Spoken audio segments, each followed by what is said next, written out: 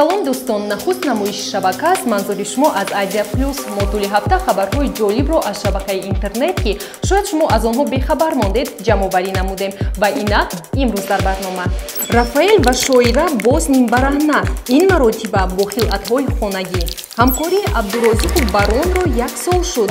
оё репсаро наврасро истифода бурд? Мансур Нигматов ба хонаи пиронсолон кӯмак расонд. Овозхонони шинохта дар сирк ҳамчун акробат баромад мекунанд. Нуриддин Давронов либос бо номи худ истеҳсол мекунад.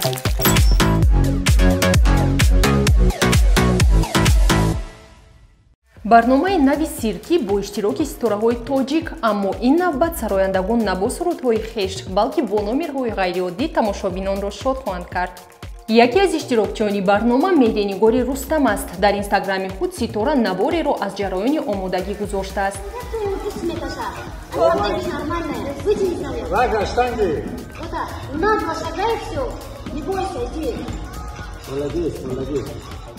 Меҳринигор навиштааст: ман нафаҳмидам ки духтари нотарс будам. дар ҳақиқат барои бори аввал на он қадар бад тавонистам. дар барнома инчунин сарояндагон Мадина Ақназар ва Нигина Моқулова ва хуҷастаи Мирзовалӣ ширкат хоҳанд кард. ҳамкории Абдурозиқ ва Барон 1 сола шуд. ба ин муносиб репсаро дар саҳифааш видеое аз рӯзҳои аввали шиносшавиашон бо овозхони ҳаваскор нашр кардааст. Барон бо ҳаҷр навиштааст: ростӣ дар аввал намефаҳмидем Абду чӣ мегӯяд, баъд оҳиста оҳиста ёд гирифтем. як бор худатон гӯш кунед, канӣ мефаҳмед?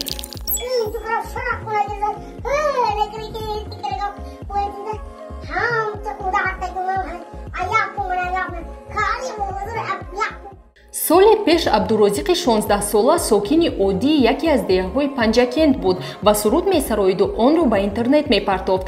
репсаро Беҳрӯз Набиев маълум бо тахаллуси Барон ин наворҳоро дида тасмим гирифт ки Абдурозиқро ба Душанбе оварда ӯро машҳур кунад. тӯли 1 сол онҳо чандин барномаву клипҳо бароварданд ки онҳоро миллионҳо тоҷикистониён тамошо кард. имрӯз Абдурозиқу Баронро тамоми ҷумҳурӣ мешиносад. машҳурии ин ду блогеру мусиқачӣ миёни тамошобин баҳсе ба бор овард. ки киро машҳур кард? дар яке аз нашрҳои худ Барон эътироф кардааст ки ӯро Абдурозиқ машҳур кардааст. чӣ гуна ин 1 сол нишон дод? Барон Абдурозиқи наврасро истифода набурдааст. баръакс тӯли ин вақт ду шахс бисёр наздик шуданд, мисли бародарони ҳақиқӣ.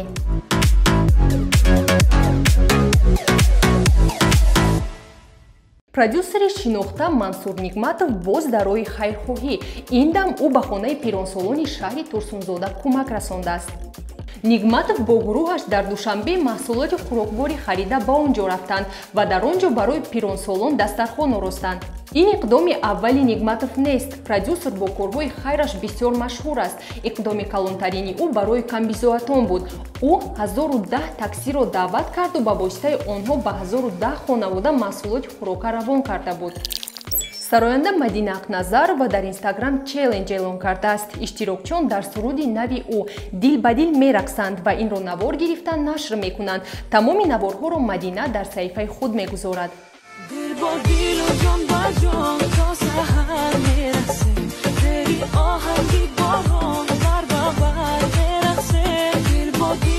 се видеои беҳтарин ки дар саҳифаи Мадина ба тамошобинон зиёдтар писанд омадааст, соҳиби тӯҳфаҳо гардиданд. яке аз наворҳои беҳтарин рақси блогерони зану шавҳар Азиз ва Раҳима гардид ки айни замон дар Турсия зиндагӣ мекунанд.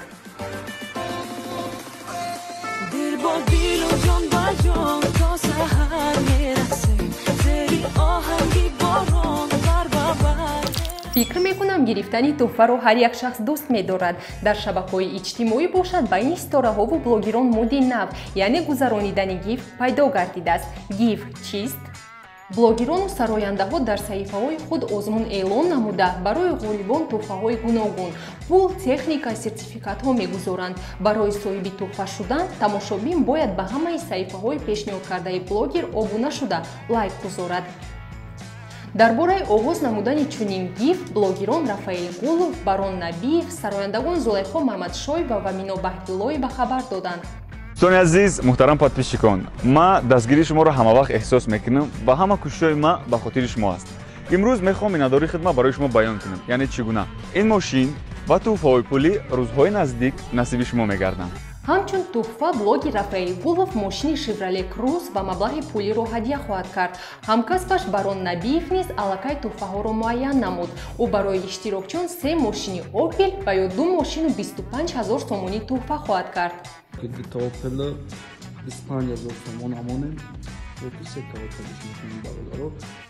Зулайхо Маҳмадшоева барои иштирокчиёни ГИВ маблағи калон ва тӯҳфаҳои гуногунро ваъда медиҳад. Айни замон дар саҳифаи озмунии Ситора ҷамъоварии сарпарастон рафта истодааст. Бояд қайд кард, ки ГИВҳо маҳз ҳамин сол дар Тоҷикистон авҷ гирифтанд.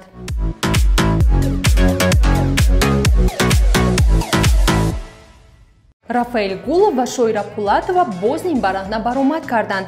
Ин дам онҳо бо хилъати сафед дар навори рекламавии мағозаву ширкати таҳвилӣ иштирок карданд.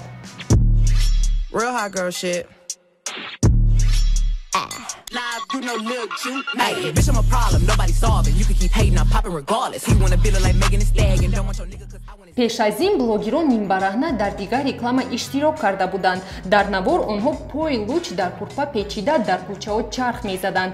Ин кирдор дар шабака баҳсҳои шадидро ба бор овард. Ба ҳар ҳол фикр мекунам мақсади нимбараҳна баромад кардан баъз ба бор овардану тамошобин пайдо кардан буд ва блогерон ба ҳадафашон расиданд.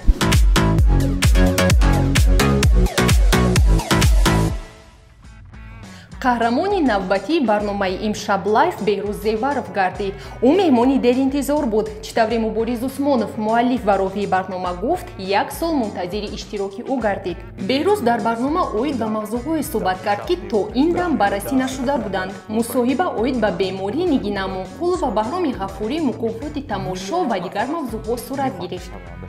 истеъдод чизи хуб аст, дӯстони гиромӣ, лекин бе маблағ бисёр корҳоятонро буд карда наметавонед. дар бораи бурд ва бохти шоҳбизи тоҷик барои мо қисса кунед. Сарояндагон муттаҳид нестанд. Аз як даст садо намебағед. қарса кам намешавад. Футболбози тоҷик Нуриддин Давронов соли 2021 бренди либоси варзишии хешро таҳти номи худ пешниҳод хоҳад кард.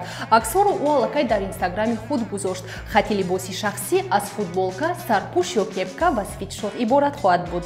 Либосҳо дар Индонезия истеҳсол хоҳанд шуд, иброз намуд футболбоз. Онҳо бо нархҳои дастрас соли оянда ба фурӯш хоҳанд баромад. Дӯстон, ин буданд ҳама он хабарҳое, ки мо тӯли ин ҳафта дастрас намуда манзури шумо гардондем. Бо мо бимонед. Хайр!